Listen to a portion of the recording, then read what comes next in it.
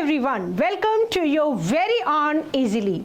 This is Dr. Sudha, your mentor for biology. So हमारी आज की क्लास में हम क्या करने वाले हैं? देखो, हमने अभी तक ये समझ लिया कि रूट्स के थ्रू किसका ट्रांसपोर्ट हो रहा है, वाटर का और मिनरल्स का. ठीक है, एब्जॉर्प्शन हुआ रूट हेयर के थ्रू, राइट. देन वाटर और जो मिनरल्स हैं रूट हेयर से एब्जॉर्ब होके जाइलम ऑफ रूट तक पहुंचे और फिर हमने ये देखा कि कैसे जाइलम ऑफ रूट से water mineral how they are translocated in the stem, xylem of stem. ठीक है, तो उसके लिए हमने ये देखा कि एक तो रूट प्रेशर थ्योरी है, that is the positive hydrostatic pressure, जो एक पुश के साथ वाटर को जाइलम के अंदर आने के बाद थोड़ा सा एक हाइट तक ले जा सकता है. ठीक है, बट तब एक क्वेश्चन था कि बहुत ज़्यादा हाइट तक ये जो वाटर और मिनरल है उनका ट्रांसपोर्ट कैसे होगा. ठीक है, फिर हमें समझ में आया कि जो लीव्स हैं, लीव्स के पास स्ट्रोमेटा होते हैं और वहाँ से क्या हो रहा है, ट्रांसपिरेशन हो रहा है, राइट. तो transpiration means evaporation of water, और वही ट्रांसपिरेशन है जो एक ट्रांसपिरेशन पुल क्रिएट करता है. स्ट्रॉन्ग वाटर कॉलम मेंटेन होता है और वाटर क्या करता है, ऊपर ऊपर राइज करता है थ्रू कैपिलरी एक्शन, राइट.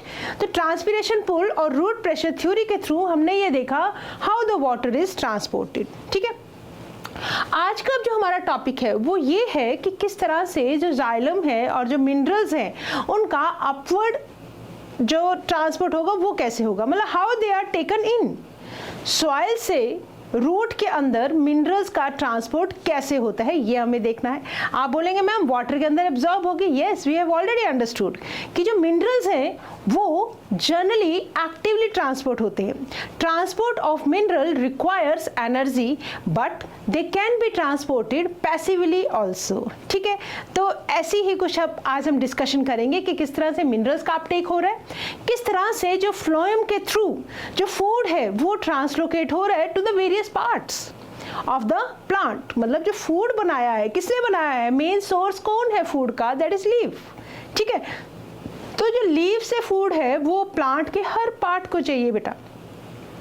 तो उसके अंदर मतलब आज हम क्या पढ़ने वाले हैं, अब आज हम पढ़ने वाले हैं फ्लोएम का ट्रांसपोर्ट. ठीक है, तो हमारा जो चैप्टर है that is transport in plants, आज हम उसको कंटिन्यू करें. इससे पहले एक बार ये देख लेते हैं नए बच्चों के लिए कि इजीली ऐप के साथ हमें जुड़ना कैसे है. ठीक है, तो इजीली ऐप के साथ जुड़ने के लिए जैसे कि हमें पता है कहाँ जाना पड़ेगा, आपको जाना पड़ेगा बेटा गूगल प्ले स्टोर पर, और गूगल प्ले स्टोर से आपको करना पड़ेगा इजीली ऐप को डाउनलोड करने के लिए क्रिएट न्यू अकाउंट करने के लिए आप अपना मोबाइल नंबर फिल कर क्रिएट न्यू अकाउंट पर क्लिक कर देंगे और जैसे ही क्लिक करेंगे आपसे मांगी जाएगी आपकी इन्फॉर्मेशन. तो वो इन्फॉर्मेशन सारी बेटा फिल कर देंगे. ठीक है, फिल कर देंगे तो ओटीपी नंबर मिलेगा, ओटीपी नंबर से वेरीफाई कर देंगे अपना फ़ोन नंबर, राइट.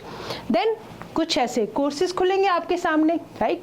तो कोर्सेज में से आप क्या सिलेक्ट कर लेंगे, नीट को सिलेक्ट कर लेंगे और उसके बाद आपसे पूछी जाएगी आपकी क्लास. ठीक है, तो आप कौन सी क्लास सिलेक्ट कर लेंगे, आप कर लेंगे 11th क्लास को सिलेक्ट, क्योंकि हम अपने आप को प्रारंभ बैच के लिए एनरोल कर रहे हैं. ठीक है, तो प्रारंभ बैच के लिए हम कर लेंगे 11th क्लास को सिलेक्ट और फिर आपके सामने है ये सब courses, biology, chemistry and physics, जिनका टोटल जो अमाउंट है इस पूरे के पूरे कोर्स का दैट इज 8,999 रुपीज़.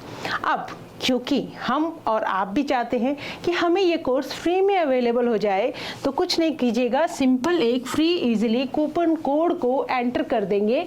जैसे ही इस कूपन कोड को एंटर करेंगे पूरा का पूरा कोर्स आपको हो जाएगा फ्री अवेलेबल. ठीक है, without any compromise of quality. और साथ ही साथ आपको मिलेंगी डीपीपी मिलेगी, एनोटेटेड पीपीटी मिलेगी, study material, everything you will found free of cost.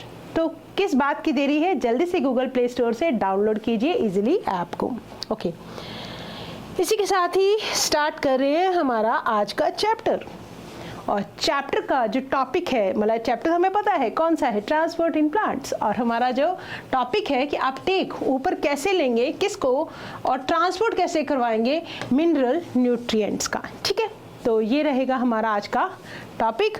तो जल्दी से इस टॉपिक पे बात करते हैं. सबसे पहले देखते हैं from our NCERT a brief introduction कि ये जो मिनरल्स का ट्रांसपोर्ट है होता कैसे है. नाउ लिसन, प्लांट्स के पास कार्बन और ऑक्सीजन कहाँ से आती है? कार्बन डाइऑक्साइड से, ठीक है।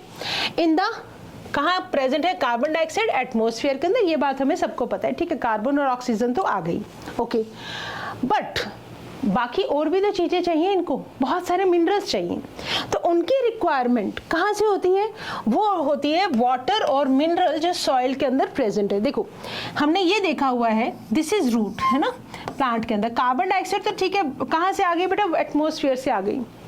और मिनरल, ये रूट हेयर है, मिनरल आयंस कहाँ से एब्जॉर्ब हो जाते हैं? फ्रॉम रूट हेयर, कहाँ आ गए? रूट के अंदर वाटर के साथ डिसॉल्व फॉर्म में water and minerals are absorb, ठीक है।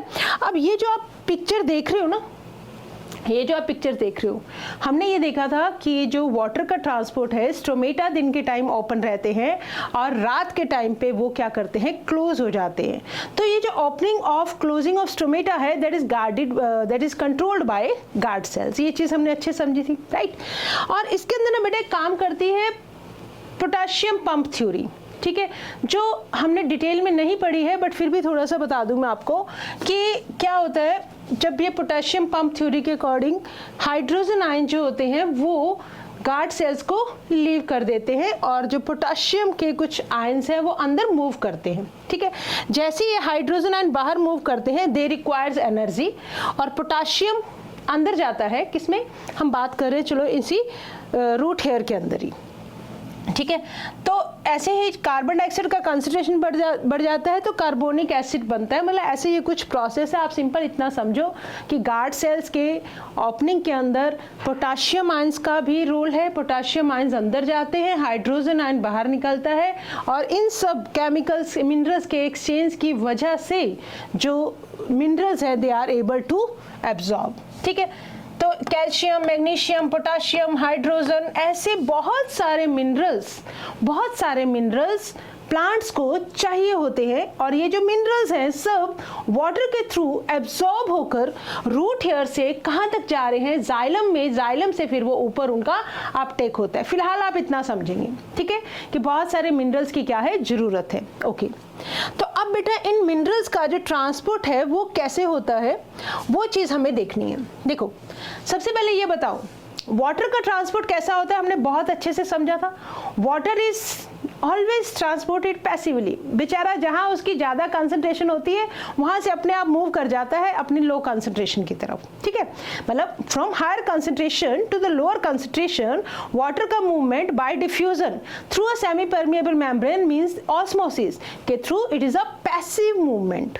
बट जब बात आती है मिनरल्स की, हमने ये डिस्कस किया हुआ है कि most of the minerals are transported actively.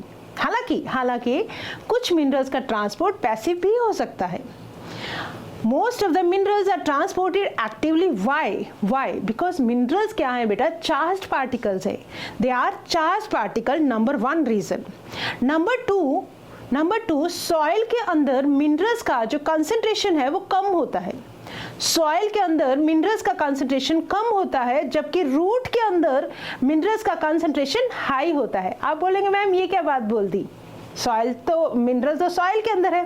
तो बेटा कंपेयर करो और याद करो, जब हमने डिस्कस किया था कि जब हम सॉइल की बात करते हैं, कंपैरिजन देखो, एक इतने बड़े स्पेस के अंदर बहुत सारे मिनरल्स हैं, एग्रीड ज़्यादा है, बट अगर आप वॉल्यूम से कंपेयर करोगे तो रूट के अंदर कम जगह के अंदर अगर मिनरल है तो उनका जो वॉल्यूम है कंपैरेटिवली रूट के अंदर, मतलब जो मात्रा है उनकी क्वांटिटी है वो ज़्यादा है एज कंपेयर टू किसके अंदर? सॉइल के अंदर, ठीक है।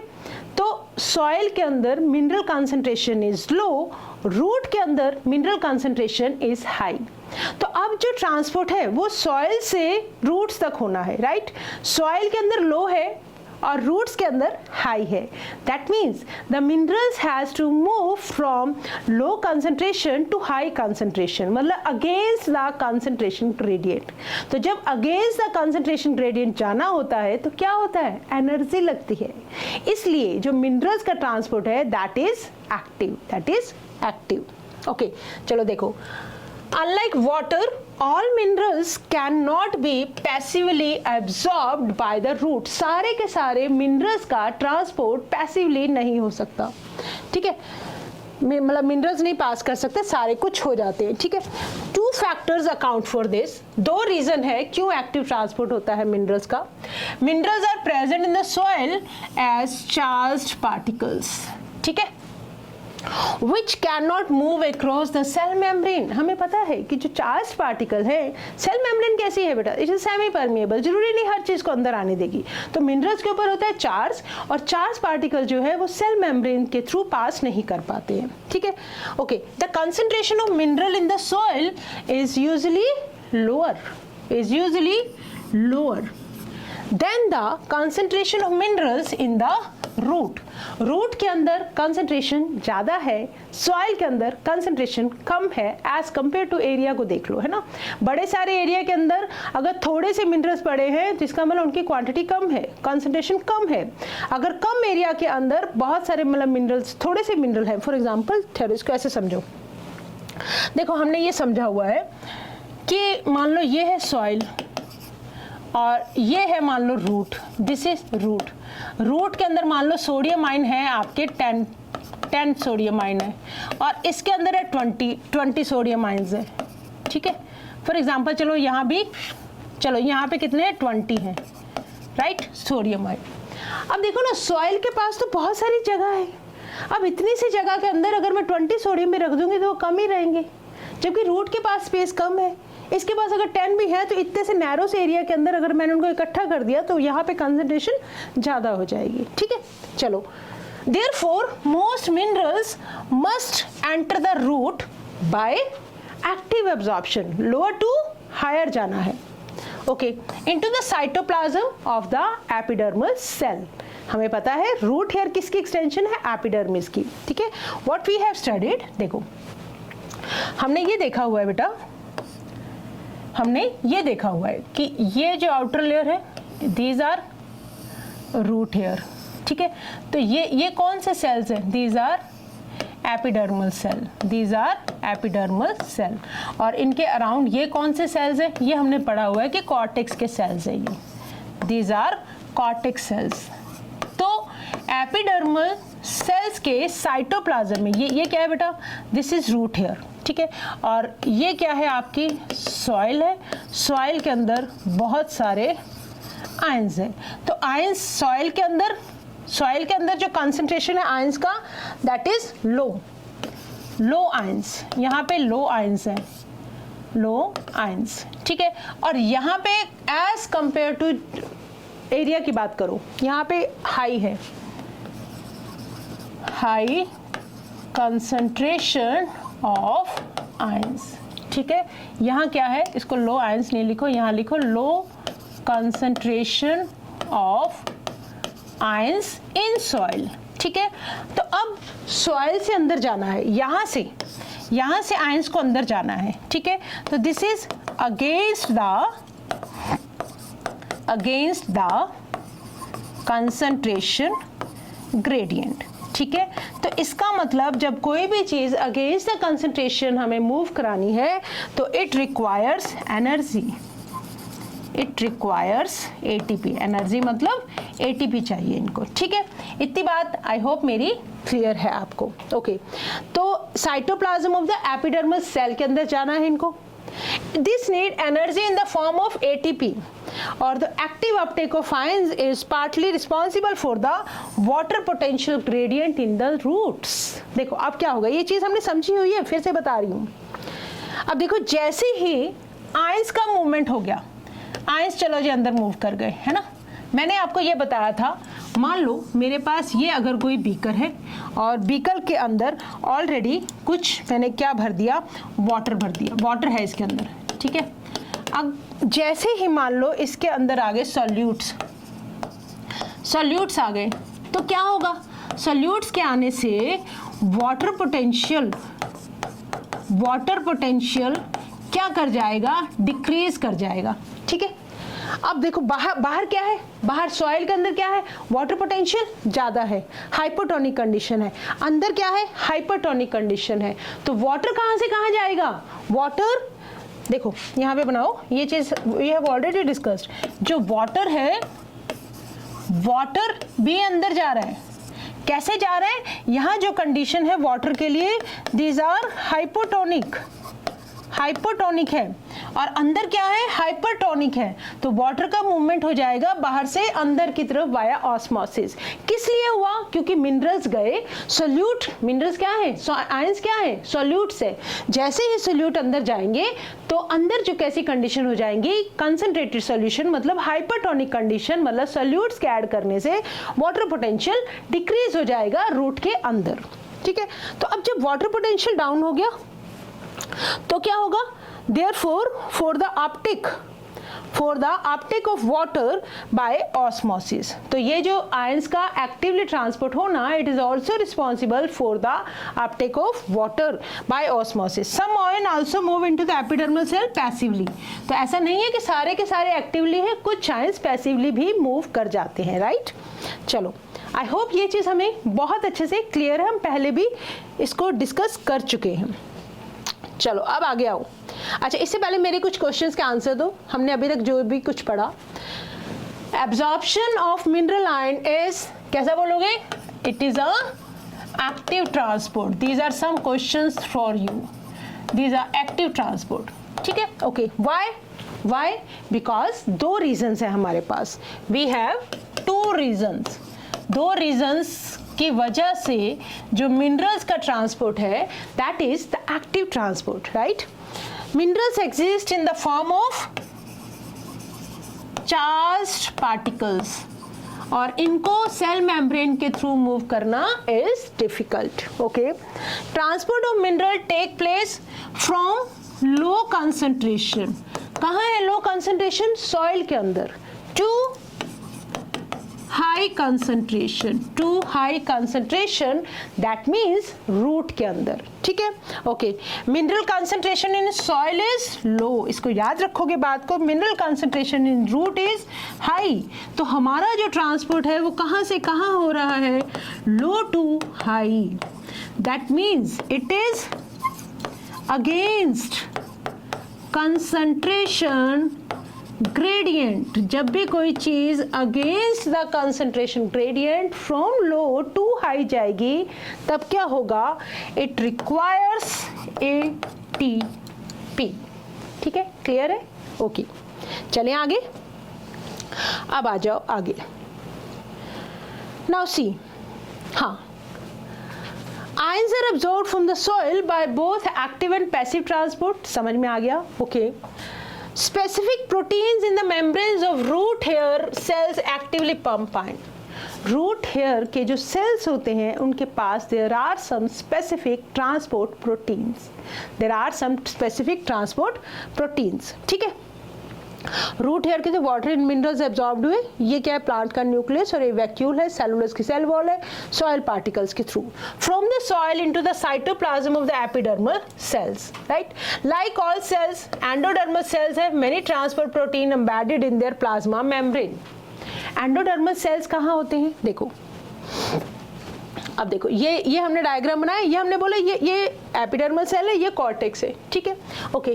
कॉर्टेक्स के बाद हमें पता है, चलो अब एक मिनट इसको हटाते हैं। कॉर्टेक्स के बाहर हमें पता है कि यस, चलो यहाँ पे क्या है बेटा? पेरी एंडोडर्मिस है। क्या है? एंडोडर्मिस। एंडोडर्मिस के लिए हम थोड़ा सा कलर दूसरा ले लेते हैं। ओके, अब हमें पता है कि यहाँ पर क्या है? एंडोडर्मिस है, एंडोडर्मिस। ठीक है, दिस इज एंडोडर्मल सेल्स। तो जैसे ही बाकी और सेल्स होते हैं ना, उनकी मेम्ब्रेन होती है, सब सेल्स के पास मेम्ब्रेन होती है, तो एंडोडर्मिस के पास भी मेम्ब्रेन है, that is also cell membrane. तो cell membrane of endodermis have some transport proteins. क्या है? ट्रांसपोर्ट प्रोटीन्स है जो हेल्प करती हैं इन आयंस को ट्रांसपोर्ट करने में। तो दिस इज एंडोडर्मिस। और हमें यह भी पता है कि एंडोडर्मिस के पास कहीं कहीं सुबेरिन का डेपोजिशन भी है, कहीं कहीं सुबेरिन का डेपोजिशन भी है। ये कौन सी लेयर बनाई बेटा हमने? एंडोडर्मिस। तो एंडोडर्मिस के पास क्या है? कुछ ट्रांसपोर्ट प्रोटीन्स हैं, right? Okay, there are some transport protein embedded in the plasma. Let some solute cross the membrane but not other. अब सेल मेम्ब्रेन के पास there are specific transport protein जो कुछ सोल्यूट को अंदर जाने देती हैं, कुछ सोल्यूट को अंदर नहीं जाने देती, मतलब परमिशन नहीं मिलती है because it is a semi permeable membrane. So transport protein of endodermal cells are क्या है, एक तरह से कंट्रोल पॉइंट्स हैं, एक तरह से पासपोर्ट पॉइंट्स हैं, चेक पॉइंट्स हैं, जहां पर कोई भी चीज बाहर से अंदर जाने के लिए एंडोडर्मिस को क्रॉस करना पड़ेगा और एंडोडर्मिस के पास है ट्रांसपोर्ट प्रोटीन, जिसकी वजह से जरूरी नहीं है कि हर सल्यूट अंदर चला जाए। ठीक है, तो इसलिए एंडोडर्मल सेल्स को हम क्या बोल सकते हैं, that these are the control points. ठीक है, where a plant adjusts the quantity and types of solute that reach the xylem। क्यों लगे हैं ये कंट्रोल पॉइंट्स? जैसे फॉर एग्जांपल आप मान लो पासपोर्ट आपके पास है, आपकी पूरी चेकिंग होती है। ठीक है, जब कभी भी आप किसी फ्लाइट के लिए जाने वाले होते हैं तो जब पासपोर्ट की आपकी चेकिंग होती है तो मतलब कुछ चेक पॉइंट्स बने हुए, कुछ पासपोर्ट पॉइंट्स हैं, उनमें से हो सकता है ड्यू टू एनी रीजन किसी को तो परमिशन मिल जाए और किसी को परमिशन नहीं मिले। तो इस तरह से क्या डिसाइड होता है, ऐसे ही सोल्यूट्स के लिए चेक पॉइंट्स है तो उनको चेक किया जाता है और अंदर क्वांटिटी को एडजस्ट किया जाता है और किस टाइप के सोल्यूट्स जाएंगे उसको भी एडजस्ट किया जाता है। ठीक है, root endodermis because of the layer of suberin has the ability to actively transport ions in one directional only। ठीक है, ओके। अब देखो हमने क्या बोला, इस एंडोडर्मिस के पास कुछ ट्रांसपोर्ट प्रोटीन है, सुबेरिन की वजह से वाटर इज इम्परवियस। एक बार जो चीज चली गई सुबेरिन को क्रॉस नहीं करके यहाँ से पैसेज सेल्स, क्यों ये कौन से सेल्स है, these are passage cell, passage cells. तो यहां से मान लो क्रॉस कर भी गई तो सुबेरिन की वजह से जो डायरेक्शन है वो वन साइडेड ही रहेगी, सिर्फ अंदर की तरफ जाएगा, वापस नहीं आएंगे वो जो मिनरल्स और जो भी सॉल्यूट अंदर गए, दे can not come back, they will go this side. ठीक है, तो अब देखो, अब ये हमने पढ़ा पैराग्राफ, आंसर दोगे मुझे क्वेश्चंस का। Okay, membrane of endodermis has some, क्या होंगी जल्दी बोलो, yes, transport proteins, transport proteins। ठीक है, therefore endodermal cells are known as check points या control points या passport points भी इनको बोल सकते हैं। ठीक है, क्यों, बिकॉज ट्रांसपोर्ट प्रोटीन की वजह से कुछ सोल्यूट्स को परमिशन मिलेगी अंदर जाने की, कुछ को नहीं मिलेगी। तो इस तरह से रूट हेयर जो है, अंदर जो रूट है वो क्या एडजस्ट कर रही है, वो एडजस्ट कर रही है कि कितनी क्वांटिटी के सोल्यूट जाएंगे, किस टाइप के सोल्यूट जाएंगे। राइट, तो अभी तक हमने जितना भी समझा आई होप हमें क्लियर है। राइट, चलो आगे आ जाओ। अब देखो, जैसे ही आयंस कहाँ पहुंच गए बेटा, जाइलम ऑफ रूट के पास पहुंच गए, थ्रू एक्टिव और पैसिव अपटेक और अ कॉम्बिनेशन ऑफ टू, दोनों बातें हो सकती है, या तो एक्टिव ट्रांसपोर्ट हो जाए या पैसिव ट्रांसपोर्ट हो जाए या दोनों भी चलते हैं। Okay, their further transport up the stem to all the parts of the plant is through the transpiration stream। अब क्या होगा, रूट प्रेशर थ्योरी हम पढ़ चुके हैं, कुछ डिस्टेंस तक तो वाटर के थ्रू वो मिनरल्स एक डिस्टेंस तक तो चले जाएंगे, बट उसके बाद लॉन्ग डिस्टेंस ट्रांसपोर्ट के लिए देयर आकर अ ट्रांसपिरेशन स्ट्रीम, मतलब वाटर कॉलम बन जाएगा। ठीक है, वो चीज वी हैव ऑलरेडी डिस्कस्ड। और जो चीफ सिंक है, व्हाट इज सिंक, जहाँ पर खाना, जो भी कोई चीज़ सिंथेसाइज होती है, वी हैव डिस्कस्ड, उसको क्या बोलते हैं, सोर्स। और सोर्स से लेके वो जो भी चीज़ है, वाटर है, मिनरल है, फूड है, जो जहाँ जाके यूटिलाइज होगा उस एरिया को बोलेंगे सिंक। ठीक है, मतलब हम घर में क्या करते हैं, खाना बनता है हमारी किचन में। ठीक है, खाना खा लिया हमने, सिंथेसाइज हुआ, दैट मीन्स किचन के ऊपर जो हमारा गैस है, हमारा जो बर्नर है, फ्लेम है, वहाँ खाना सिंथेसाइज हो रहा है किचन के अंदर, सबने खा लिया, उसके बाद वो खाना सबने, मतलब खाना बन गया, that is the source. Kitchen क्या हो गई, सोर्स हो गई। अब उसके बाद जब सबके पास खाना पहुंच गया, सबने खा के जब हम अपने बर्तन रखते हैं तो कहाँ रखते हैं, सिंक के अंदर, जहाँ पे बर्तन वॉश होते हैं। तो इसको, इस कंसेप्ट को ऐसे समझो कि प्लांट ने जो लीव्स हैं, लीव्स के अंदर क्या हुआ, फूड सिंथेसाइज हुआ, दैट इज सोर्स। अब वो फूड प्लांट के हर पार्ट को चाहिए, तो जहाँ जहाँ ये फूड जाएगा, जहाँ जहाँ ये फूड यूटिलाइज होगा या वाटर एंड मिनरल्स यूटिलाइज होंगे, वो क्या बन जाएगा? सिंक। तो वाटर एंड मिनरल के केस में सोर्स क्या है बेटा? रूट। सिंक क्या है? अब प्लांट के पास जहाँ जहाँ ये वाटर एंड मिनरल्स जा रहे हैं, और क्योंकि जाइलम वेसल के थ्रू यूनिडायरेक्शनल फ्लो होता है, तो इनका मूवमेंट कहाँ होता है? अपवर्ड डायरेक्शन में। ठीक है, तो chief sink for the mineral element क्या क्या हो सकता है? Growing regions of the plant. Water and minerals कहाँ चाहिए? प्लांट के ग्रोइंग रीजन को। Okay, that can be apical and lateral meristem, young leaves, developing flowers, fruits and seeds, and the storage organ. What are the chief sinks for these minerals? तो क्या बोलेंगे? growing regions है, जहाँ growing reason कहाँ मिलेंगे हमें? Apical और lateral meristem में। ठीक है, यंग लीव्स में, डेवलपिंग फ्लावर्स में, फ्रूट्स एंड सीड्स में, और स्टोरेज ऑर्गन में। Unloading of mineral ion occurs at the fine vein endings through diffusion and active uptake by these cells. देखो, रूट एपिकल मेरिस्टेम, ये लेटरल मेरिस्टेम, यहाँ से water और minerals absorb हुए। ठीक है, तो रूट्स क्या हो गई बेटा? रूट्स क्या हो गई? सोर्स किसका? वाटर और मिनरल्स का। अब इनका हुआ अपटेक ऊपर की तरफ। तो ग्रोइंग रीजन कौन से होंगे? Apical meristem, lateral meristem. After that क्या होगा? यंग लीव्स हो सकते हैं, फ्लावर हो सकते हैं, या लीव्स की ये जो फाइन वेन एंडिंग है, ये मान लो मिडरिब है, ये इनसे क्या निकल रही है? वेन। तो जहां जाके ये वेन का एंड होगा, ये क्या बनेगा? That is sink, right? That is the sink. तो इस तरह से वी कैन अंडरस्टैंड, ऐसे शूट एपिकल मेरिस्टेम पे भी that is also a sink. ठीक है, चलो अब देखो क्या समझा हमने अभी अभी ये समझा कि ट्रांसलोकेशन ऑफ मिनरल आयन में what are the chief sources, chief sink of the mineral ion. Young leaf है, फ्लावर है, फ्रूट है, स्टोरेज ऑर्गन है, सीड है, और मेरिस्टेम है, दैट इज लेटरल और एपिकल। ठीक है, तो unloading of mineral ion occurs at the fine vein ending, fine vein endings, है ना। और कैसे होगी ये अनलोडिंग? मतलब खाली होंगे। जब मिनरल आयंस कहाँ थे? जो वाटर के थ्रू एब्जॉर्ब होकर आए हैं, तो अब मिनरल्स को कहाँ पहुँचना है? अपनी अपनी जगह पे जहाँ इनको यूटिलाइज होना है, और जहाँ इनका यूटिलाइजेशन होगा उस एरिया को हमने बोला सिंक। कौन से वो जगह है?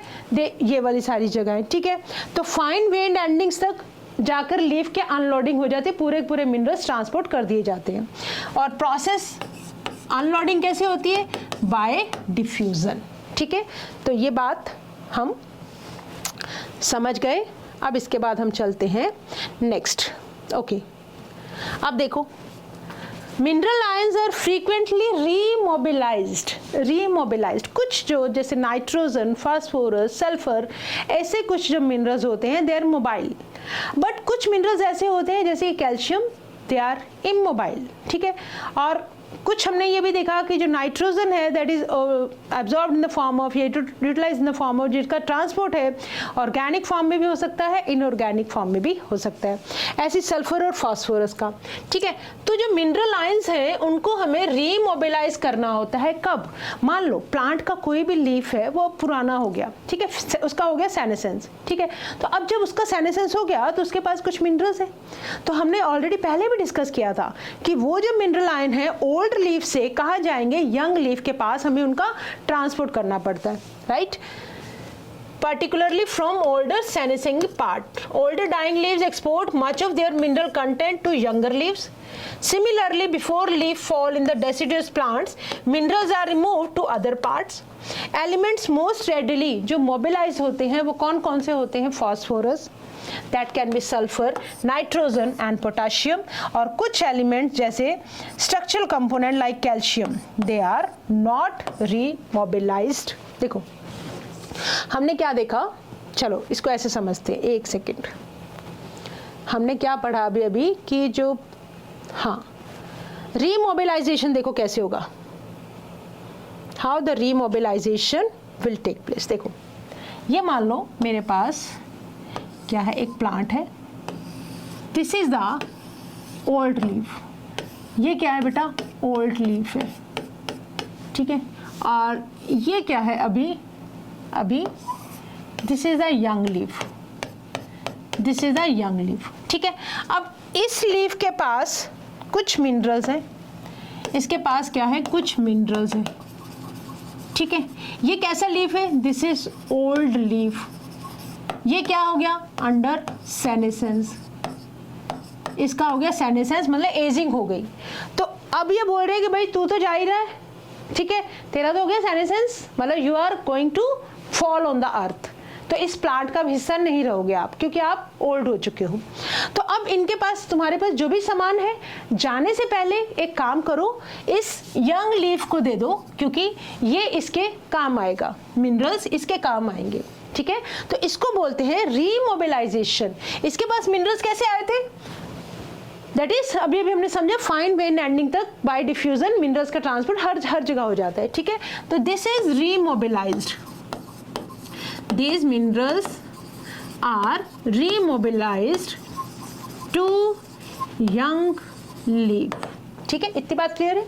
ओके, अब कौन कौन से मोबाइल एलिमेंट है, these are mobile elements nitrogen, phosphorus, potassium, sulphur, और जो इमोबाइल मिनरल है these are कैल्शियम। नाइट्रोजन कैसे फॉर्म में एब्जॉर्ब हो सकता है, ऑर्गेनिक फॉर्म में और इनऑर्गेनिक फॉर्म में। ऑर्गेनिक फॉर्म हमने पढ़ी हुई है अमाइनो एसिड्स की फॉर्म में, ठीक है, और इनऑर्गेनिक फॉर्म के अंदर it can B nitrites and nitrates की फॉर्म में।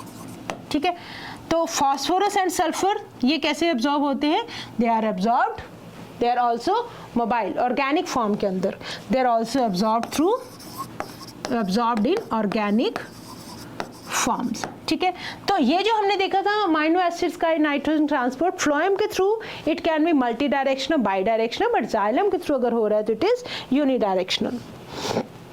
ओके, सॉरी, नेक्स्ट आओ। अब देखो, an analysis of the xylem exudate, जब हमने जो जाइलम के अंदर जो भी एक्सुडेट हमारे पास आ रहा था, मतलब जाइलम से जो वाटर बाहर आ रहा था, जैसे हमने रूट प्रेशर थ्योरी के अंदर पढ़ा था, जब हम कोई यंग स्टेम को कट करते हैं तो कुछ हमें ड्रॉपलेट्स सी नजर आ रही थी। ठीक है, अब हमें पता है वाटर का जो मूवमेंट है दैट इज थ्रू जाइलम, तो दैट इज जब जाइलम से निकलने वाला वो एक्सुडेट, एक्सुडेट क्या है, जो टाइनी ड्रॉपलेट्स वाटर स्टेम को कट करने से हमें बाहर नजर आई थी, these were exudation. Oozing out of the water droplets is known as exudation from the soft part of the stem. shows that though some of the nitrogen travel as inorganic oil, अभी भी हमने समझा, much of it is carried in the organic form।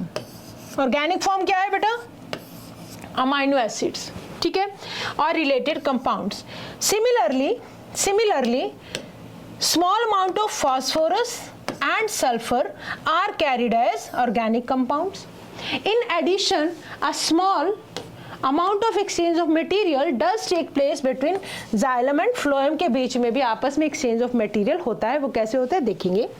Hence it is not that we can clearly make a distinction and say categorically that xylem transports only inorganic nutrients। हम सिर्फ ये नहीं बोलेंगे कि जो जाइलम के अंदर है इनऑर्गेनिक ट्रांसपोर्ट हो रहा है, while phloem transports only organic material as was traditionally believe. पहले ऐसा बिलीव किया जाता था, अब क्योंकि जो हम बात कर रहे हैं नाइट्रोजन की, it can be transported as organic form, it can be transported as inorganic form. मतलब हमने ये देखा था कि फ्लोएम के थ्रू जो ट्रांसपोर्ट है दैट इज बाई डायरेक्शनल, और you can say multi directional भी हो सकता है। ठीक है, ओके, अब आ जाओ हमारा नेक्स्ट। अब हम बात कर रहे हैं phloem transport, that is flow from source. Source क्या है फ्लोएम के अंदर, फूड कहाँ से आ रहा है, फूड आ रहा है लीफ से, लीफ क्या हुआ, मेन सोर्स हुआ। टू सिंक, जहाँ जहाँ भी यूटिलाइज होना है प्लांट के इस फूड को, that is sink. Okay, food primarily कौन सा है बेटा, सुक्रोज है। Is transported by the vascular tissue, phloem from a source to a sink। Usually the source is understood to be that part of the plant which synthesizes the food। ठीक है, तो source किसको बोलते हैं, जो food को synthesise करता है, दैट इज द लीफ। कौन सिंथेसाइज कर रहा है, लीफ। और सिंक क्या है, वो वाला पार्ट दैट नीड्स और स्टोर्स द फूड। ठीक है, तो देखो हम यहाँ पे एक बार अब हम बात करने जा रहे हैं, हम समझने जा रहे हैं ट्रांसलोकेशन ऑफ फूड। तो ट्रांसलोकेशन ऑफ फूड में हमारा जो सोर्स है वो क्या है बेटा, लीफ, और हमारा जो सिंक है सिंक क्या है? दैट इज रूट, रूट कह लो या एक बार डेफिनेशन लिखो, वेयर फूड इज यूटिलाइज्ड। जब यूटिलाइज्ड होगा तो उसको हम बोलेंगे सिंक। सोर्स क्या होगा? Where food is synthesised, where food is synthesised. ठीक है, जहां सिंथेसाइज होगा दैट इज सोर्स, और जहां यूटिलाइज होगा दैट इज सिंक। अब ये जो सोर्स एंड सिंक की जो डेफिनेशन है that is variable in case of phloem transport. कैसे? देखो भैया, कभी भी जैसे मान लो वाटर एंड मिनरल्स का केस है तो रूट्स हो सकती हैं सोर्स, प्लांट के बाकी पार्ट क्या है? सिंक है। अगर फूड की बात है तो लीफ है सोर्स, तो जहाँ तक जैसे रूट्स उस टाइम पे क्या बन जाएंगे? सिंक बन जाएंगी। ठीक है, तो दिस इज वेरिएबल, राइट। चलो आगे देखो। नाउ सी, आई होप हमें चीज़ें सब क्लियर हो रही हैं। ये टॉपिक जो हम फ्लोएम का पढ़ने जा रहे हैं बड़े ही ध्यान से सुनेंगे इस पूरे प्रोसेस को समझने के लिए। ठीक है, चलो हमने अभी सोर्स और सिंक का कंसेप्ट हमने देख लिया, राइट। अब हम देखने जा रहे हैं सोर्स एंड सिंक में भी रिवर्स्ड, मतलब वेरिएबल हो सकते हैं। कभी कोई टाइम में जो एक चीज़ सोर्स थी, मान लो जैसे लीफ सोर्स था, रूट क्या थी? सिंक थी, बट जब रूट सोर्स बन जाएंगी वाटर एंड मिनरल्स का तो लीफ क्या बन जाएंगे? लीफ सिंक बन जाएंगी। तो ये क्या है? That can be reversed. अभी किस बात पे डिपेंड करता है? सीजन पे भी डिपेंड कर सकता है, प्लांट की नीड्स पे भी डिपेंड कर सकता है। ठीक है, शुगर जो स्टोर्ड है in the roots may be mobilised to become a source of food in the early spring. देखो, अब जब अर्ली स्प्रिंग आता है तब लीफ का इतना मतलब फॉर्मेशन नहीं होता है, या बड फॉर्म के अंदर, तब क्या होगा? रूट्स के पास कुछ फूड स्टोर है, उस टाइम पे रूट्स बन गई बेटा सोर्स। ठीक है, और उन्होंने क्या कर दिया? Buds of the trees acts as sink. तो बर्ड ऑफ ट्री क्या एक्ट कर रहे हैं? एज अ सिंक कर रहे हैं। तो रूट से बर्ड के अंदर अगर ट्रांसपोर्ट हो रहा है तो root is a source and sink कौन बन गया? बर्ड बन गया। They need energy for the growth and development of the photosynthetic apparatus. ठीक है, since the source sink relationship is variable, ये वेरिएबल हो सकता है। The direction of movement in the phloem can be upward or it can be downward, that is bidirectional. तो ये जो movement है that can B by directional, phloem के अंदर दैट कैन मूव अपवर्ड और दैट कैन मूव डाउनवर्ड। ठीक है, okay. तो हम क्या बोल रहे हैं कि the source sink relationship is variable and the direction of movement of phloem can be upward, can be downward. जब रूट से बर्ड में जा रहा है तो ट्रांसपोर्ट कैसा हो गया? फ्लोएम के थ्रू अपवर्ड हो गया। ठीक है, जब लीफ से रूट में आएगा तभी कैसा हो जाएगा? डाउनवर्ड हो जाएगा। ठीक है, तो इट इज बाई डायरेक्शनल। इस पिक्चर को अभी हम समझते हैं। इस पिक्चर को भी बहुत ध्यान से हम पढ़ेंगे जब हम मास फ्लो थ्योरी की बात, हाइपोथेसिस की बात करेंगे। ठीक है, okay. This contrast with that of the xylem. Xylem के अंदर जो वाटर और मिनरल्स का मूवमेंट है वो कैसा होगा? ऑलवेज यूनिडायरेक्शनल, हमेशा ऊपर की तरफ जाएगा। फ्लोएम नीचे भी और ऊपर भी। ठीक है, तो इस बात का हमें बहुत अच्छे से ध्यान रखना है कि जाइलम के अंदर इट इज ऑलवेज यूनिडायरेक्शनल। ठीक है, दैट इज अपवर्ड्स। जाइलम के अंदर हमेशा अपवर्ड होगा। Hence unlike one way flow of the water in the transpiration, food in the phloem sap. What is phloem sap बेटा? What is phloem sap? Water के अंदर कुछ मिनरल्स का dissolve हो जाए, कुछ शुगर्स दैट इज सुक्रोज वो dissolve हो जाए, हार्मोन्स अमाइनो एसिड वो डिसॉल्व हो जाए और उनका ट्रांसपोर्ट हो रहा है फ्लोएम के थ्रू, तब वो बन जाता है फ्लोएम सैप, जो जनरली एल्कलाइन इन नेचर होगा। ठीक है, okay. Required direction, phloem SAP can be transported in any required direction. तो फ्लोएम सैप को फ्लोएम के थ्रू जो ट्रांसपोर्ट है वो किसी भी डायरेक्शन में हो सकता है, ध्यान रखेंगे। बट जाइलम के थ्रू जब होगा it is unidirectional. So long as there is a source of sugar and a sink able to use, store कर सकता है सिंक उस फूड को, रिमूव कर सकता है शुगर को। तो फ्लोएम सैप क्या है? इज मेनली, देखो ध्यान दो, वाटर है, सुक्रोज है, बट दूसरी शुगर्स भी हो सकती हैं। ठीक है, हार्मोन्स हो सकते हैं, अमाइनो एसिड्स हो सकते हैं। दीज आर ऑल्सो ट्रांसपोर्टेड और ट्रांसलोकेटेड थ्रू फ्लोएम। ठीक है, तो जल्दी से कुछ क्वेश्चंस का आंसर दो जो हमने अभी तक पढ़ा, साथ साथ मेरे क्वेश्चंस का आंसर देते जाएंगे तो आपके कंसेप्ट क्लियर होते जाएंगे। ठीक है, सोर्स सिंक रिलेशनशिप क्या है? It can B variable. ठीक है, फ्लोएम सैप क्या है?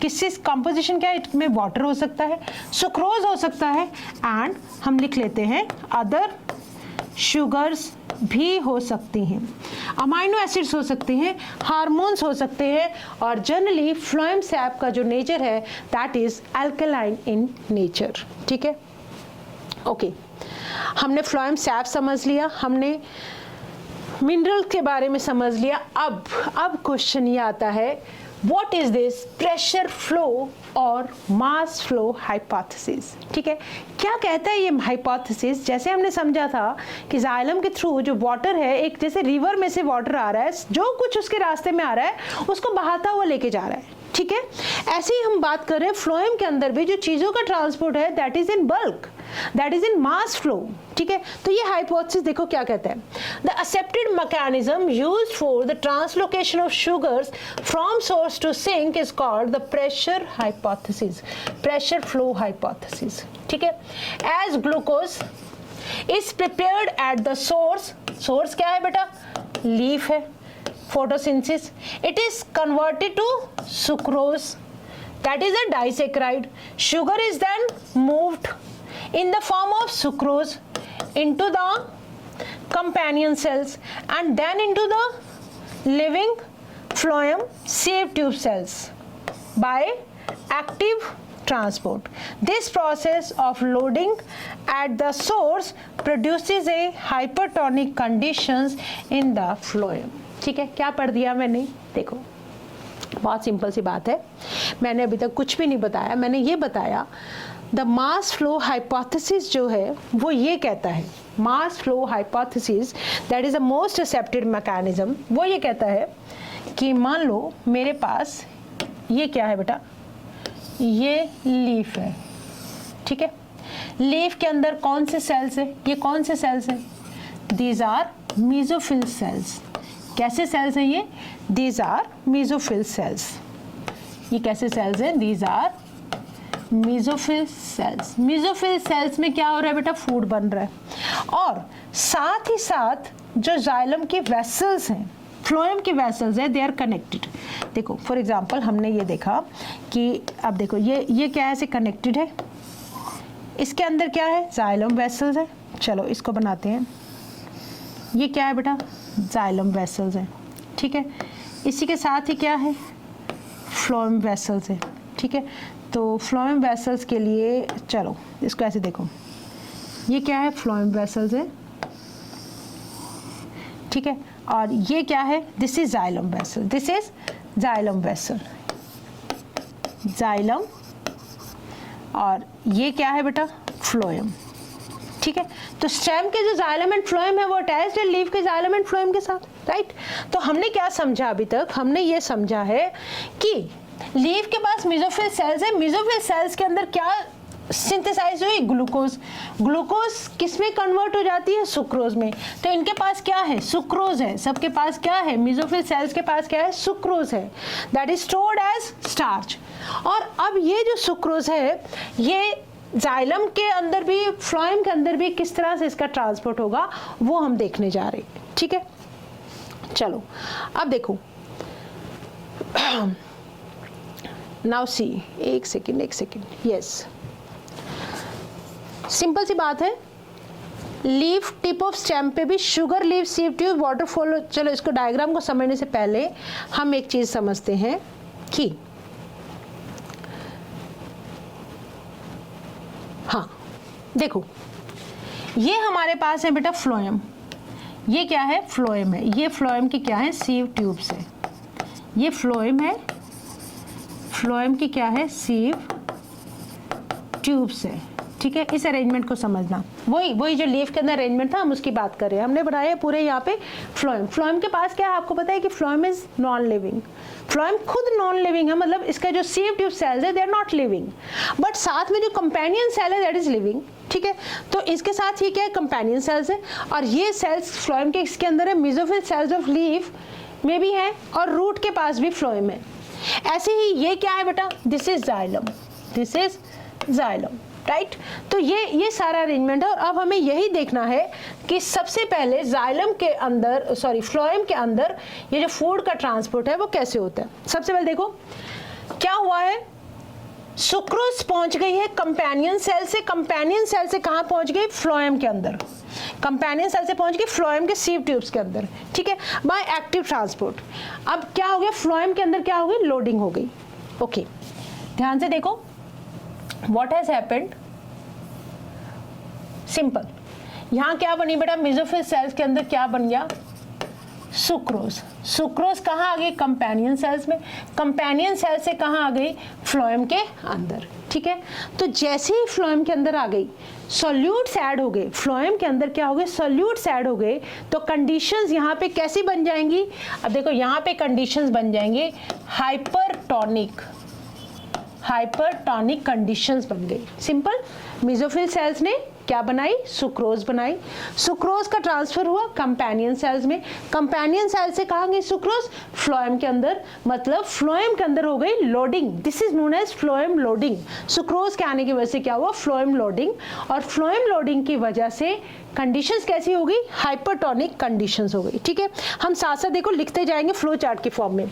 मेसोफिल सेल्स, मेसोफिल सेल्स में बनी सुक्रोज, सुक्रोज कहाँ गई, कंपेनियन सेल्स में, कंपेनियन सेल से गई सीव ट्यूब के अंदर, कैसे जाएगी, बाय एक्टिव ट्रांसपोर्ट। अब हमें पता है कि जो मिनरल्स का transport that is by active transport energy के कंजम्पशन के साथ, जिसको बोलते हैं फ्लोएम लोडिंग, ठीक है। और क्या हो गई, हाइपरटोनिक कंडीशंस बन गई सीव ट्यूब के अंदर, हाइपरटोनिक कंडीशंस बन गई, ठीक है। अब देखो दूसरी बात, अब जाइलम वेसल्स इस फ्लोएम के पास में ही है, ज्यादा दूर नहीं है, ठीक है। अब जाइलम के अंदर क्या है, बहुत सारा पानी है, जाइलम के अंदर बहुत सारा क्या है, वाटर है। तो यहाँ पे कैसी कंडीशन है, यहाँ कंडीशन है बेटा हाइपोटोनिक, हाइपोटोनिक। अब आपको पता है कि जो वाटर का मूवमेंट है that is from hypotonic to hypertonic, है ना, जहां पानी ज्यादा है वहां से उसका ट्रांसपोर्ट होगा जहां पानी कम है, दैट इज पैसिव ट्रांसपोर्ट। तो ये जो वाटर है that will be entering into this phloem sieve tubes के अंदर, ठीक है। तो अब क्या बन गया, देखो वाटर की एंट्री हो गई, वाटर फ्रॉम द जाइलम कहां मूव कर गया, फ्लोएम में। क्यों मूव कर गया, हाइपोटोनिक कंडीशन थी जाइलम के अंदर, फ्लोएम के अंदर थी हाइपरटोनिक कंडीशन, तो वाटर का मूवमेंट हो गया फ्रॉम हाइपोटोनिक टू हाइपरटोनिक, ठीक है, बाय ऑस्मोसिस या बाय पैसिव ट्रांसपोर्ट। अब वाटर आ गया फ्लोएम में, फ्लोएम के सीव ट्यूब्स के अंदर। तो जैसे ही हमें पता है कि मान लो ये कोई सेल है फ्लैसिड सा, अगर इसके अंदर वाटर आ जाए तो इसका टर्गर प्रेशर क्या हो जाता है, इंक्रीज हो जाता है। तो टर्गर प्रेशर सीव ट्यूब का क्या हो जाएगा, इंक्रीज हो जाएगा, ठीक है। अब इस टर्गर प्रेशर के इंक्रीज होने के बाद जो फ्लोएम सैप है, phloem sap in the sieve tube that is at, phloem sap का मतलब वाटर मिनरल जो भी कुछ उसके अंदर डिसॉल्व्ड है, तो that is at higher pressure in sieve tube, ठीक है, सीव ट्यूब में हायर प्रेशर पर है अब वो water phloem sap, but root के अंदर टर्गर प्रेशर क्या है, अभी कम है। तो ये जो फ्लोएम सैप है वो from higher turgor pressure will move towards the lower turgor pressure, ठीक है। ओके, देखो क्या हुआ, अब इन सीव ट्यूब से होता हुआ ये सारा ये क्या है इसके अंदर, फ्लोएम सैप, फ्लोएम सैप। यहाँ पे क्या हुआ बेटा, टर्गर प्रेशर इंक्रीज्ड हो गया, ठीक है, सीव ट्यूब के अंदर फ्लोएम सैप का। अब यहाँ पे हाई प्रेशर है, मतलब हाई प्रेशर, तो यहाँ से होता हुआ फ्लोएम सैप कहाँ पे जा रहा है, यहाँ ये है कंपेनियन सेल्स, कंपेनियन सेल्स ये क्या है बेटा, रूट, रूट का टर्गर प्रेशर इज लो, ठीक है। तो ये जो सैप है फ्लोएम सैप, फ्लोएम सैप ये मूव करेगा कहाँ पर, कंपेनियन सेल से होता हुआ रूट की तरफ, ठीक है।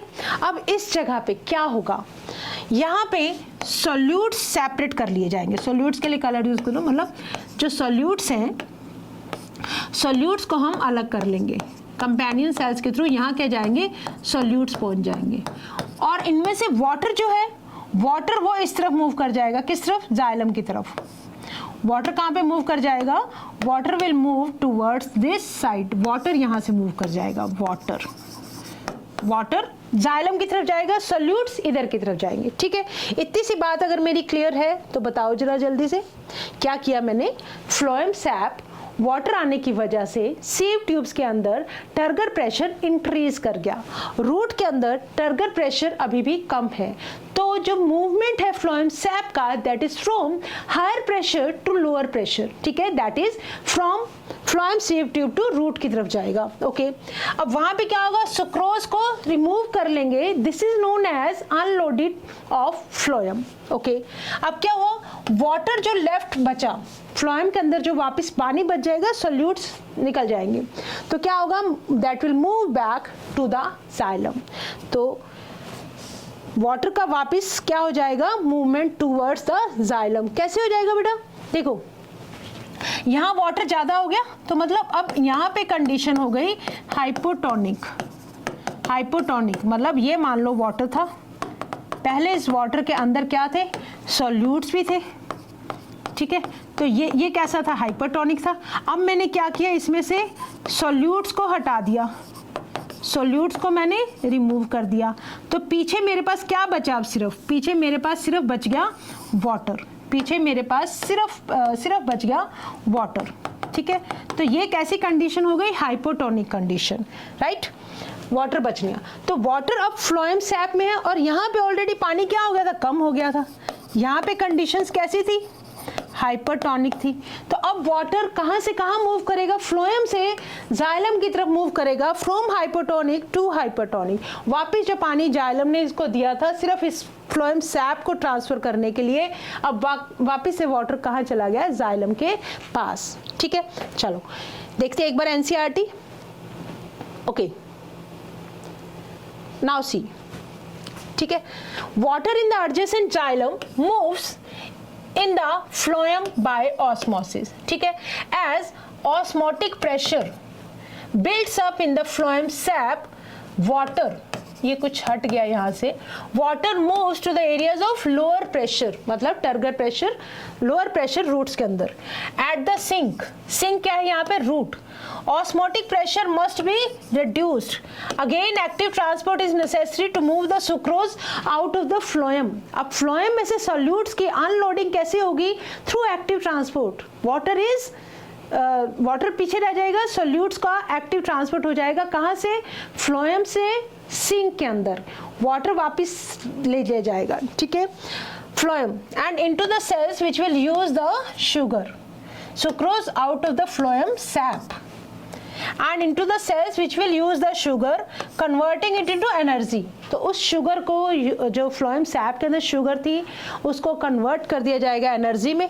ठीक है, स्टार्च बनाने में या सेलुलोज बनाने में। मतलब जो शुगर, मतलब जो सॉल्यूट था फ्लोएम सैप में से वाटर निकाल दिया, वाटर वापस चला गया बेटे जाइलम के अंदर, बच गया क्या? जो भी सॉल्यूट्स थे उनमें क्या थी? शुगर थी। अब उन शुगर का जो सिंक मतलब रूट के पास जो इस्तेमाल किस चीज़ में होगा?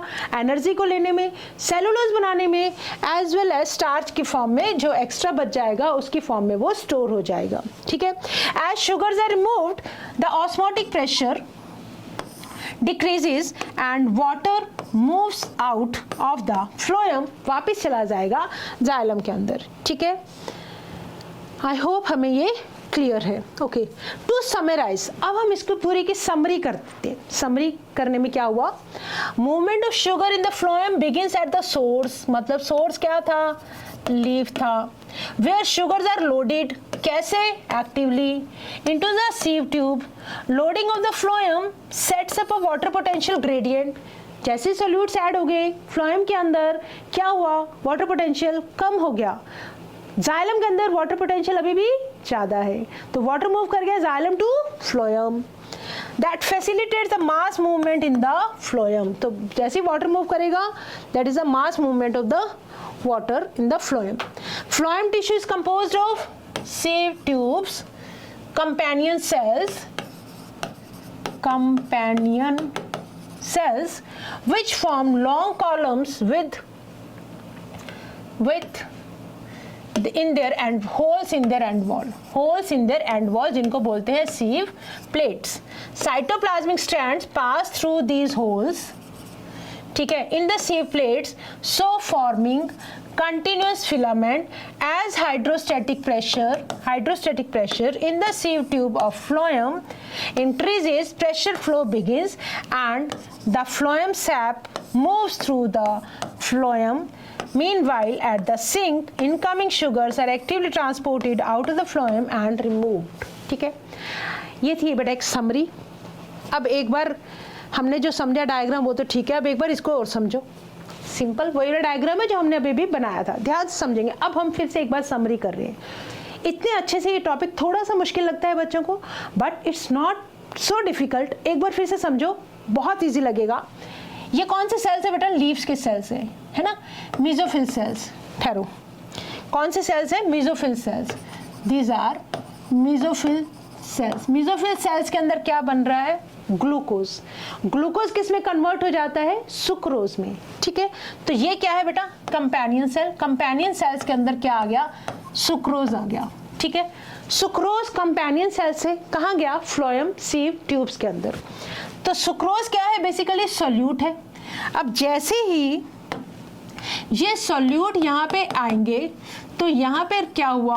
Water potential decreased. ठीक है, यहाँ क्या है? वाटर पोटेंशियल जाइलम वेसल में इट इज हाई। तो यहाँ से जो वाटर का मूवमेंट है वो कहाँ गया? फ्लोएम के अंदर। ठीक है, सॉल्यूट्स के अंदर, मतलब ये जो शुगर आ रही थी, सुक्रोज जो आ रही थी, उसके साथ वाटर जाइलम से आके ये बन गया फ्लोएम सैप। ठीक है, अब जैसे ये फ्लोएम सैप, यहाँ क्या है? छोटे छोटे होल्स हैं, तो यहाँ पे एक कॉलम बन गया। ठीक है, यहाँ पे क्या बन गया? कॉलम बन गया। इस सीव ट्यूब से इस सीव ट्यूब में, इस सीव ट्यूब में वाटर के आने से क्या हुआ? यहाँ पे हाइड्रोस्टैटिक प्रेशर कह लो, टर्गर प्रेशर कह लो, that has increased. Hydrostatic pressure increased. ठीक है, यहाँ पे रूट में क्या है? सिंक में हाइड्रोस्टैटिक प्रेशर इज लेस। ठहरो, इसके अंदर टर्गर प्रेशर लिख लो, इज टर्गर प्रेशर और हाइड्रोस्टैटिक प्रेशर इज लो। ठीक है, यहाँ प्रेशर हाई है, ऐसे लिखो, यहाँ प्रेशर हाई है, यहाँ प्रेशर लो है, तो वाटर का जो सैप का जो मूवमेंट है वो यहाँ से इस डायरेक्शन में जा रहा है। ठीक है, जैसे ही यहाँ पे आएगा फ्लोएम सीव ट्यूब के बिल्कुल नीचे तक जब आ जाएगा फ्लोएम सैप, तो इसमें से क्या होगा? सॉल्यूट्स का ट्रांसपोर्ट हो जाएगा कंपेनियन सेल में बाय एक्टिव ट्रांसपोर्ट। ठीक है, एक्टिव ट्रांसपोर्ट, शुगर्स, बेसिकली ये क्या है? शुगर्स हैं। अब ये शुगर्स कहाँ जाएंगे? रूट के अंदर ट्रांसपोर्ट हो जाएंगी, एक्टिव ट्रांसपोर्ट। इन शुगर्स का यूज होगा एनर्जी लेने में और स्टार्च बनाने में, या क्या बनाने में? सेलुलोज बनाने में। और जैसे इनमें शुगर हट गई तो ये जो वाटर है, वाटर फिर से इनमें से सॉल्यूट्स हट गया, तो वाटर की कैसी कंडीशन आ गई? ये कंडीशन हो गई हाइपरटोनिक। हाइपरटोनिक कंडीशन बन गई after the removal of sugars. अब ये वाटर यहाँ पर आएगा जाइलम के पास, सॉरी, ये वाली कंडीशन कैसी बनेगी? ये बनेगी, वाटर इसके अंदर बेटा ज़्यादा है फ्लोएम के अंदर, यहाँ कंडीशन है हाइपो, यहाँ कंडीशन है हाइपर। तो हाइपो टू हाइपर वाटर का मूवमेंट, अब ये वाटर जाइलम वेसल्स के अंदर फिर से इकट्ठा हो जाएगा। This is mass flow theory. I hope हमें क्लियर हो गया है कंसेप्ट। समरी ये है, मेसोफिल सेल से सुक्रोज कंपेनियन सेल से होती है फ्लोएम ट्यूब के अंदर गई, फ्लोएम ट्यूब के अंदर वहीं से जाइलम से क्या आया? वाटर आया, क्या बन गया? पूरा फ्लोएम सैप बन गया। सॉल्यूट्स आने की वजह वाटर पोटेंशियल कम हो गया फ्लोएम ट्यूब के अंदर, सीव ट्यूब के अंदर। जाइलम के अंदर वाटर पोटेंशियल ज़्यादा है, वाटर मूव किया from xylem higher water potential to lower water potential किसके अंदर? फ्लोएम के अंदर। ठीक है, जिससे फ्लोएम के अंदर प्रेशर इंक्रीज हो गया, रूट के अंदर प्रेशर अभी भी कम है, तो from higher pressure to lower pressure जो फ्लोएम सैप है वो मूव करेगा। फ्लोएम सैप में से अगर हम सुक्रोज को हटा दें तो पीछे क्या बच जाएगा? सिर्फ वाटर बच जाएगा। तो सुक्रोज के हटने के बाद सुक्रोज कहाँ ट्रांसपोर्ट हो गए? एक्टिव ट्रांसपोर्ट हो गया रूट्स के अंदर, मतलब सिंक के अंदर। और यहाँ से जो वाटर है फ्लोएम के अंदर ज्यादा होने की वजह से कंडीशंस कैसी हो गई? हाइपोटोनिक। जाइलम के अंदर से पानी निकल गया था, दैट इज हाइपोटोनिक कंडीशन। तो वाटर का मूवमेंट होगा फ्रॉम हाइपोटोनिक टू हाइपोटोनिक। ठीक है, फिर से वापस जाइलम वेसल्स के अंदर वाटर आ जाएगा। This is known as mass flow hypothesis. ठीक है, तो मैं ये उम्मीद कर रही हूँ कि everything is clear, and now you are able to give me the answer of some questions जैसा कि हम हर रोज प्रैक्टिस करते हैं. Which of the following factors is responsible for the active absorption of minerals into the cytoplasm of the roots of the epidermal cells? कौन से factors हैं? मतलब हमने दो रीजंस किए थे. एक तो सॉइल के अंदर लो कंसंट्रेशन है, रूट के अंदर हायर कंसंट्रेशन है मिनरल्स की. दूसरा, mineral ions are the charge particle, they can not move through cell wall, तो इसके लिए इनका एक्टिव ट्रांसपोर्ट होगा. तो हम ये लिखेंगे answer, presence of charge particles in the soil. ठीक है, चलो नेक्स्ट आ जाओ. Yes. Which type of transport is responsible for actively pumping ions from soil into the cytoplasm of the epidermal cells in root hair? Which type of transport? Soil के अंदर low concentration, root के अंदर high concentration, low to high मतलब against concentration gradient means active transport. Energy चाहिए, ठीक है? तो that is active transport. Answer will be C. Okay. Next now, yes, which cell in the root have transport protein that act as control points regulating the quantity and types of solute that reach the xylem? हमने अभी समझा था, question का हम पहले answer भी दे चुके हैं. That is endodermal cells. Endodermal sales के पास चेक पॉइंट्स होते हैं ट्रांसपोर्ट प्रोटीन की वजह से. ये डिसाइड किया जाता है किस टाइप का सोल्यूट, कितनी क्वांटिटी का सोल्यूट कहाँ जाएगा, एंडोडर्मिस को क्रॉस करके जाएगा, वापस नहीं आएगा, बस वो एक बार ही क्रॉस करेगा. ठीक है, that is endodermis. Okay, during early spring जब buds of tree acts as sink, मतलब रूट से जो स्टोर्ड फूड है वो बड के अंदर जाएगा. What is the likely direction of movement in the phloem for the sugar stored in the roots? Roots कहाँ है बेटा? नीचे हैं. ठीक है, तो अब बड ऊपर होगा तो बड से नया प्लांट वो ग्रो करेगा, मतलब लीव्स वगैरह ग्रो करेंगे. ठीक है, तो रूट से फिर ट्रांसपोर्ट फ्लोएम के अंदर अपवर्ड डायरेक्शन में होगा. That will be in the upward direction. ठीक है, उस टाइम में रूट सोर्स और बड क्या है? सिंक है. Which part of the plant is typically considered the source of food in the phloem transport system? Phloem transport system में source of food क्या है? That is leaf. That is leaves. तो answer हो गया हमारा T.